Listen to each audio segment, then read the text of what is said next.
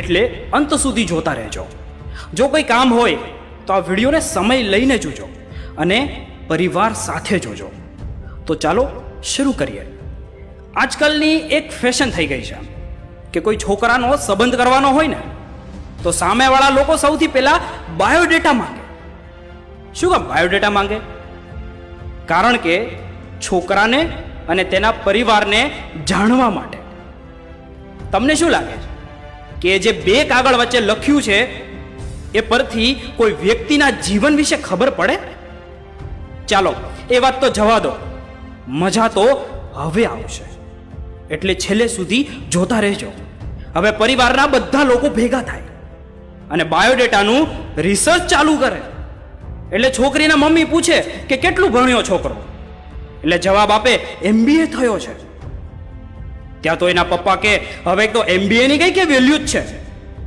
Road ઉપર રખડે છે MBA વાળા 10-10 હજાર પગારમાં, જાણે એની છોકરી તો કોઈ કંપનીની માલકીન હોય, ભલે ને પછી 10 ફેલ હોય.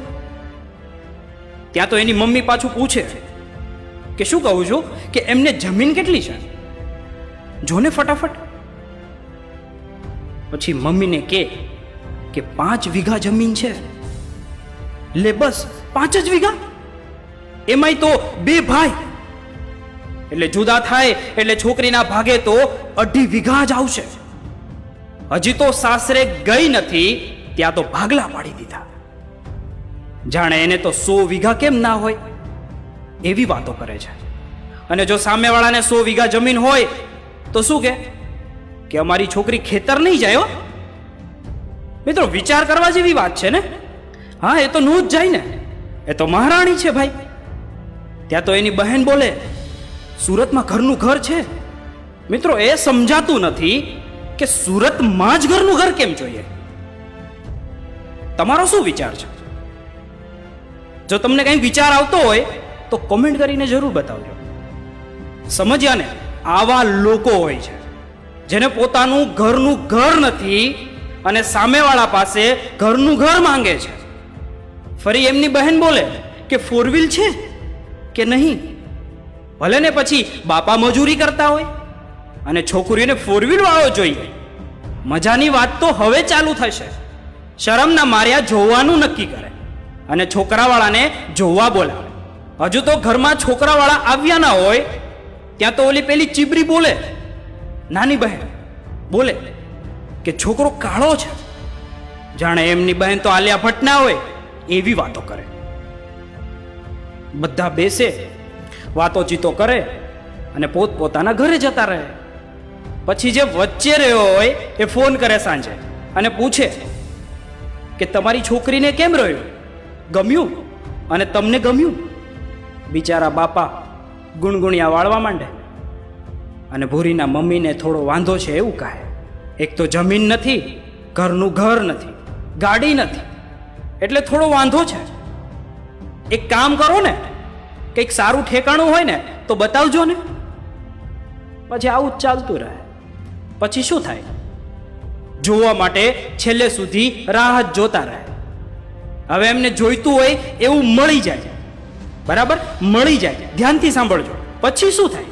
જેમ કે બંગલો હોય, ગાડી હોય, જમીન હોય, ફાર્મ હાઉસ હોય, ઘરે તો કામવાળી આવતી હોય, સ્ટાઇલિશ કપડાં, એવરી સન્ડે મૂવી જોવા જવાનું અને પાછું રિટર્ન થઈએ ને ત્યારે ત્યાં હોટલમાં જમીને આવવાનું.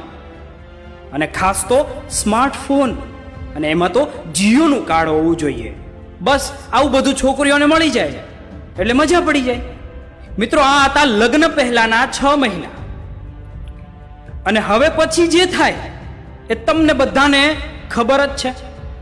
બંગલો લોન ઉપર, ગાડી લોન ઉપર, ફાર્મ હાઉસ લોન ઉપર, સ્માર્ટફોન અને કપડાં લે ક્રેડિટ કાર્ડથી. થોડા મહિના પછી આ લોનવાળા નો ભરાય લોન એટલે ઘરે આવે અને વ્યાજવાળા ઉઘરાણી કરવા માંડે અને જેટલું હતું એ બધું ધીમે ધીમે વેચવા માંડે. આવી જાય ભાડાના મકાનમાં, ગાડીમાંથી રોડ ઉપર આવી જાય, સ્માર્ટફોનમાંથી સાદા મોબાઈલમાં આવી જાય. કામવાળીની જગ્યાએ હવે પોતે કામ કરવું પડે એટલે મહારાણીઓને ફાવે નહીં. આજની છોકરીઓને ફાવે નહીં એટલે શું થાય? ઝઘડાઓ થાય. અને પછી છૂટાછેડા.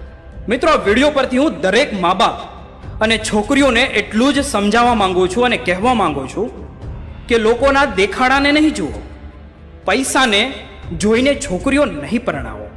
ગાડી બંગલા આજે છે તો કાલે નહીં હોય. એટલે લગ્ન કરતા પહેલા સામેવાળાની માણસાઈને જુઓ, સંસ્કારને જુઓ, તેમની રહેણી કહેણીને જુઓ. એક વાત યાદ રાખજો, આ બધું હશે તો પૈસા તો આપ મેળે આવશે. તમારી દીકરી સુખીની સાથે શાંતિથી જીવી શકશે. સૌથી અગત્યની વાત તો એ છે, છોકરો શું કરે છે એ જુઓ, એના રૂપ રંગને નહીં જુઓ. આજે ઘણા છોકરાઓ એવા પણ છે જેના લગ્ન એટલા માટે નથી થતા મિત્રો, કેમ કે તેમના પિતા પાસે પૈસા નથી, ઘરનું મકાન નથી, ગાડી નથી. પરંતુ મિત્રો, એ બધી વસ્તુઓ તમારા માટે ગુણ હોવી જોઈએ. મારા માનવા પ્રમાણે તો ગુણ જ હોવી જોઈએ. તમારી માટે પણ જોવાનું તો એ છે કે છોકરો અત્યારે શું કરે છે. ગયા 5 વર્ષની અંદર જ્યારે કામે ચડ્યો ત્યારથી અત્યાર સુધીમાં એમણે શું કર્યું, એવું જાણકારી લેવા માટે તમે સક્ષમ હોવા જોઈએ. જો તમને ખબર હોય તો તમે લઈ શકો જાણકારી, અને બધાને ખબર પડી જ જાય છે. અત્યારે બધા રિસર્ચ કરતા જ હોય છે. તો બાપના પૈસા ઉડાવતો તો નથી ને. એક વાત યાદ રાખજો, એવો છોકરો તમારી છોકરીને ક્યારેય સાચવી નહીં શકે. અને ખાસ કરીને માતાઓ, બહેનોને કહેવાનું કે તમારી દીકરીને સારા સંસ્કાર આપો અને સારી શિખામણ આપો. એને એવું કહો કે હળીને મળીને રહેજે.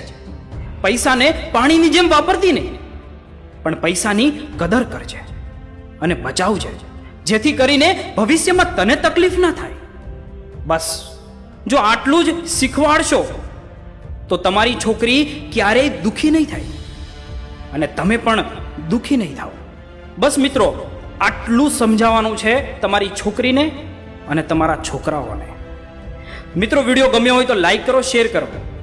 અને મિત્રો, વિડીયો જો દિલ સુધી પહોંચ્યો હોય તો તમારું વોટ્સઅપ ખોલો, શેર કરો અને બધા સુધી પહોંચાડો.